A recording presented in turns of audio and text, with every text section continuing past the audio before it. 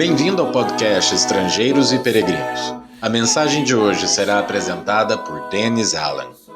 Eu fico feliz que você tomou um tempinho hoje para participar do nosso passeio pelos livros da Bíblia. Hoje estamos no profeta Amós. E no final desta mensagem, darei a resposta à pergunta 667. Mas primeiro vamos refletir sobre o livro de Amós e a sua mensagem sobre o prumo de Deus. Amós profetizou no 8º século a.C., poucas décadas antes da queda de Samaria, capital de Israel, o reino do norte, durante esse tempo do reino dividido.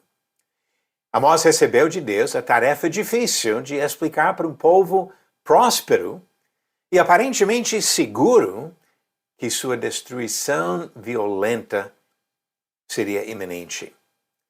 Seu trabalho foi feito durante o reinado de Jeroboão II, o período mais próspero desde o reinado de Salomão, o riquíssimo filho de Davi.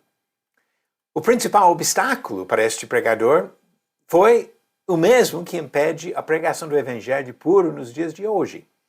Os israelitas interpretavam sua prosperidade material como prova da aprovação divina, exatamente como o fazem hoje os adeptos da teologia da prosperidade. Mesmo quando este servo de Deus mostrou as graves falhas morais, éticas e espirituais do povo, eles não deram ouvidos porque eram prósperos. Como poderiam acreditar na iminência do castigo divino quando Deus, obviamente, estava abençoando a nação? Amós combateu esta complacência dos israelitas com mensagens fortes. Começou com avisos que os israelitas facilmente apoiariam, mostrando as consequências dos pecados dos povos ao redor de Israel. É mais fácil admitir o pecado dos outros do que o próprio pecado da gente. Ele repete a mesma fórmula na reprovação de cada nação. Por 3 transgressões e por 4 para condenar a Síria, a Filístia, a Fenícia, Edom, Amon, Moabe e até Judá, o vizinho e parentes do sul. Enquanto ele fez isso sobre as nações ao redor de Israel, dá para imaginar os israelitas aplaudindo a condenação dos outros. Eles merecem isso, porque eles são ruins. Mas como imaginariam que a lista de nações condenadas terminaria com mais uma mensagem? Por 3 transgressões de Israel e por 4, não sustarei o castigo, disse Deus, em Amós capítulo 2, versículo 6. E se Israel não esperava entrar na lista, que surpresa descobrir que esta nação seria o principal alvo da ira divina. O resto do livro focaliza os pecados de Israel e suas consequências. Na leitura de Amós, observamos o conteúdo dos capítulos. Capítulos 1 e 2 falam dos motivos do castigo que Deus traria sobre as nações ao redor de Israel e, afinal, sobre o próprio povo israelita. Capítulos 3 e 4 descrevem os erros da nação de Israel em confiar na sua prosperidade e ignorar os princípios da vontade de Deus. Capítulo 5 chama o povo a buscar o Senhor, o Criador do universo, para viver. Capítulo 6 enfatiza os abusos do povo, que vivia sossegado no luxo e corrupção, insensível à vontade do Senhor. Capítulos 7 e 8 relatam uma série de visões que mostram que Deus havia agido com longanimidade, mas que realmente castigaria o povo rebelde. Este texto inclui a famosa ilustração do prumo de Deus para ilustrar o fato que o castigo viria.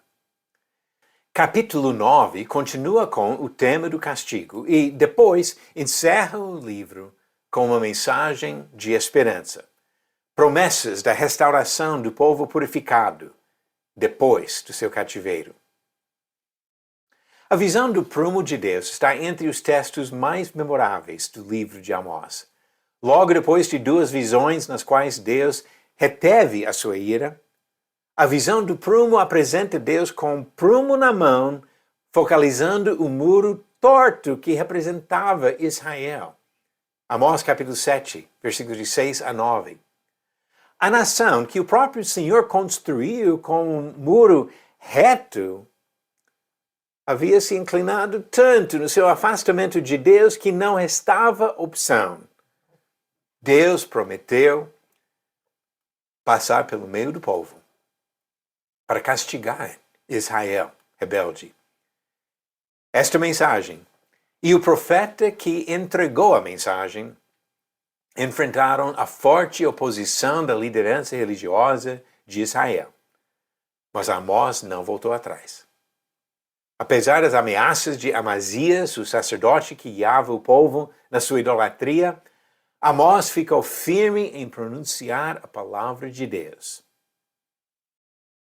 E hoje, precisamos da mesma coragem que Amós demonstrou para falar a verdade da palavra de Deus, independente das atitudes da sociedade ou do clima religioso e político. Devemos, como Amós, falar a verdade. Você acertou a pergunta 667? O Cântico de Débora cita quais outras duas mulheres? Alternativas: A. Miriam e a mãe de Moisés. B. Batseba e a mãe de Davi. C. Ruth e a mãe de Boaz. Ou D. Jael e a mãe de Sísera. A resposta certa, alternativa D. Débora fala sobre Jael e a mãe de Sísera. Nesse cântico que encontramos em Juízes, capítulo 5, ela fala sobre o heroísmo de Jael e a preocupação da mãe de Sísera, o comandante do exército dos cananeus, que Jael matou para libertar os israelitas da opressão dos cananeus. Deus usou Débora e Jael para dar uma grande vitória para o povo de Israel. E a pergunta de hoje tem a ver com a mesma profetisa. Quem foi o marido da profetisa Débora? Alternativas: A. Baraque, B. Baruque, C. Lapidote ou D. Gideão. Darei a resposta no final do próximo episódio de Estrangeiros e Peregrinos. O livro de Amós é pequeno, mas muito rico. E essa figura do prumo de Deus nos desafia. Porque Deus procura construir nossas vidas retas.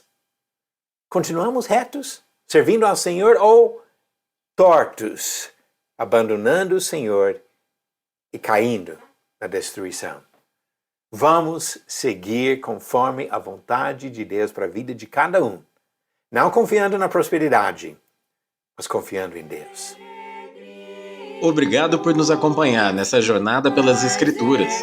Volte amanhã para ouvir mais uma mensagem do podcast Estrangeiros e Peregrinos. Seguimos pelo mundo a viajar.